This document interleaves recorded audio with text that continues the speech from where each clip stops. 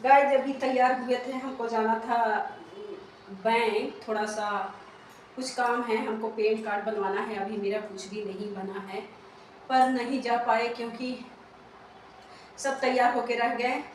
क्योंकि हमको घर में इतने काम रहता है ना कि हमको टाइम ही नहीं मिलता है कहीं जाने का। कोई काम करना सोचो पर कर ही नहीं पाओ, कुछ और होने लगता है। अब क्या कहते, किचन का सामान इतना कुछ बिगड़ा हुआ था। मिक्सी का तीनों जार खराब हो गया था, और फिर कुकर का ढक्कन नहीं ठीक से लग रहा था, उसमें हवा बार बार निकल जा रहा था। चावल बनाए तो उतना ही दिक्कत, दाल बनाए तो उतना ही दिक्कत है। इसीलिए हम कहे कि पहले इसको जाके बनवाइए तब फिर चलेंगे, नहीं तो इसका ज़्यादा ज़रूरी है।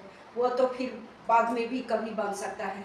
और कल नहीं जा पाए, कल सोचे जाने के लिए तो लल्ला थी नहीं, घर में मम्मी को छोड़ के कहीं जा ही नहीं सकते हो। सबसे बड़ी बात ये है, कोई आ जाएगा उनको कोई लेने देने नहीं है, कौन आ रहा है कौन जा रहा है कोई मतलब नहीं है।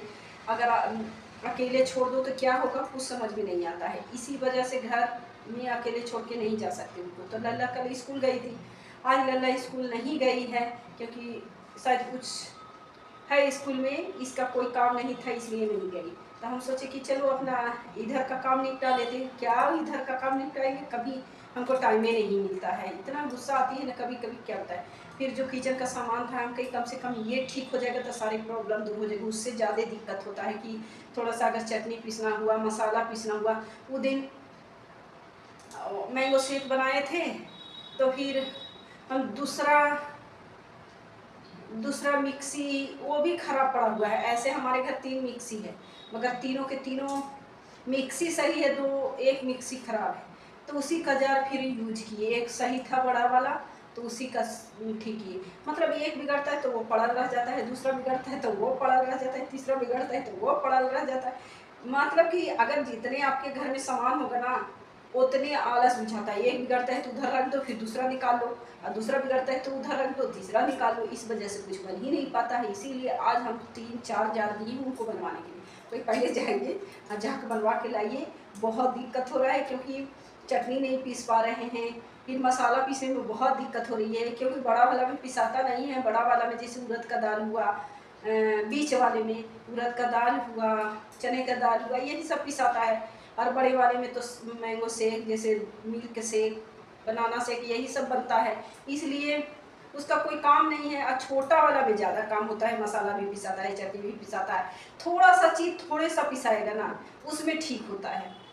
तो इस वजह से बहुत दिक्कत हो रही थी। आज मेरा जाना कैंसिल हो गया और सारा सामान बनने के लिए उनको भेजे हैं और वो चले गए हैं। DLW लगते हैं क्योंकि वहाँ बहुत लोग से परिचय है, क्योंकि शुरू से सामान वहीं आया है। पहले हम DLW में रहते थे तो पापा हमारे, और वहाँ पे जान पहचान ज़्यादा था हमारे पापा के। फिर ससुर जी भी कभी का तो DLW में रहते थे, हम नहीं जानते थे। पर फिर इंदिरा नगर में, हम केंद्रीय विद्यालय में पढ़ाते थे, इंदिरा नगर में घर बनाए। तो हम समझो विदाई होके DLW से अपने ससुराल इंदिरा नगर चले आए। ज़्यादा दूर नहीं है, 5 मिनट का भी रास्ता बाइक से नहीं होगा ये हमारा। मगर मायका तो हमारे पापा तो रेलवे में काम करते थे, कर्मचारी थे, इस वजह से वो क्वार्टर में रहते थे, इसलिए हम लोग वहाँ रहते थे। और जब रिटायर हुए तो पापा गांव चले गए, गया जिला, और वहाँ पे हमारे घर मतलब हमारे पापा की पूरा प्रॉपर्टी वहीं भी है, तो वहाँ चले गए। फिर रिटायर हुए तो जो रिटायर का मतलब पैसा मिला वो मुंबई में भैया मतलब फ्लैट खरीद लिए। तो अभी तो पापा मेरा मुंबई में है, पापा मम्मी भैया सब पूरे फैमिली मुंबई में है, मैके वाले सब। और हम रह गए बनारस में। पापा हमारे शादी कर दिए तो हम DLW से चले आए इंदिरा नगर में। अब तो ना गया जाना बनता है ना ही मुंबई अभी जा पा रहे। क्या करें, घर छोड़ के अब कहीं निकल ही नहीं पाते। यही हमारे लिए दिक्कत हो गई है। अब लगता है कि कब थोड़ा सा पापा को देखे, मम्मी को देखे। 4 साल हो गया हम अपने पापा मम्मी से मिले हुए। जब मेरे पापा गया में भर्ती थे एम्स में ना, तब गए थे उनसे मिलने, तो वही घर की मिले हैं। फिर पापा ठीक हो गए, फिर भैया फ्लाइट किए, फिर फ्लाइट से चले गए मुंबई। अब इतना लंबा सफ़र करना हमारे लिए तो देखो मुश्किल नहीं है। मम्मी को छोड़ के हम कहीं नहीं जा सकते, उनको कहाँ छोड़ के जाएं, उनको तो आगे पीछे कोई है नहीं। इस वजह से मैं छोड़ के जा ही नहीं सकती, मेरा तो पैर ही बंध गया है। और अब तो लल्ला की भी स्कूल चालू हो गया है, और बेटा आया है तो अभी मौसी घर जाके एंजॉय कर रहे हैं, खूब मस्ती कर रहे हैं, क्योंकि ये बीच वाली दीदी का भी लड़का गया है, और बड़ी वाली का भी लड़का, वो तो शादीशुदा हो गया है, अब वो पापा बनने वाला भी है। तो वही बुलाया था कि चलो आओ सब, अभी तुम्हारा छुट्टी है तो थोड़ा सा हम लोग मस्ती करेंगे। वही गया है बस मिलने घूमने अपना। कल बात हुआ तो कह रहे कि बहुत मन लग रहा है, हम कही अच्छा चलो छुट्टी बिता के आओ। कहे नहीं मम्मी 4-5 दिन और रहेंगे। हम कही कोई बात नहीं। तो यही हम कहे कि वो है नहीं तो थोड़ा काम कम है, और वो आता है ना तो बहुत काम हो जाता है, सुबह शाम मम्मी मम्मी परेशान करके धर देता है। इसलिए हम सोचे कि बाहर वाला काम कर ले। समझो कि हम जब खाली घर में नहीं रहती, इसीलिए कोई काम मेरा बैंक वाला हो नहीं पा रहा है। अगर मैं खाली रहती तो कब का हो जाता, क्या बताऊं।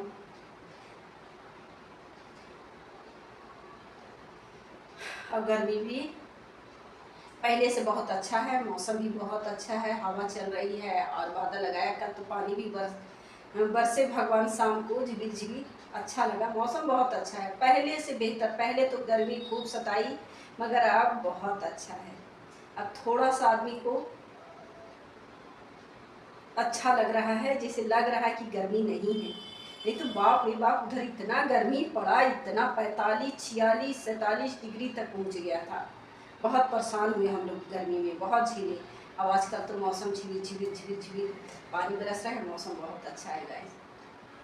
अब तो 22 तारीख से सावन भी लगने वाली है, हाँ, तो और ही अच्छा हो जाएगा मौसम। अब तो भोलेनाथ का दिन आ रहा है, बनारस में तो बहुत भीड़ लगती है, बहुत भीड़ लगती है। सोमवार का दिन ट्रैफिक उधर जाम हो जाता है। विश्वनाथ मंदिर जो है पुराना वाला नया वाला, इसलिए उधर उस दिन बंद रहता है, क्योंकि स्कूल सारे स्कूल बंद रहते हैं, क्योंकि सब जल चढ़ाने रहते हैं। अभी कमरिया का भीड़ लग जाएगा इतना कि दूसरे तीसरे दिन से ही लाइन लगी रहती है। हम लोग कभी समझो कि बनारस मेरा के पूरे 5-10 मिनट का रास्ता है, कभी दर्शन नहीं करने गए, भोले बाबा के जल चढ़ाने नहीं गए विश्वनाथ मंदिर में, इसलिए कि वहाँ बहुत भीड़ रहती है। क्या बताऊँ, तीसरे दिन से भीड़ लगना चालू हो जाता है, इतना भीड़ लगता है। तो एक बार आओ आप लोग बनारस और भोलेनाथ को दर्शन करो, बहुत अच्छा जगह है, घूमने का जगह है, बहुत मन लगता है।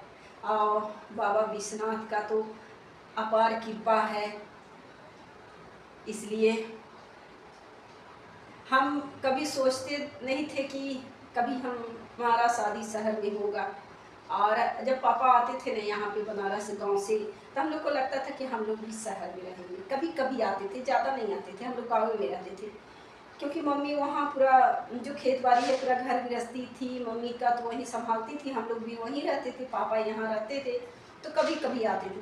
तो लगता था कि हम लोग भी बनारस में रहे, वहाँ घूमे, वहाँ के तौर तरीके सीखे। फिर जब ये नहीं सोचे थे कि हमको बनारस में ही रहना पड़ेगा, और भगवान भोलेनाथ का कृपा देखो कि मेरा मन का मुराद पूरी हो गया। अब तो जीना मरना बनारस में है, और भोलेनाथ की कृपा। वीडियो मेरा अच्छा लगे तो like share follow, bye bye.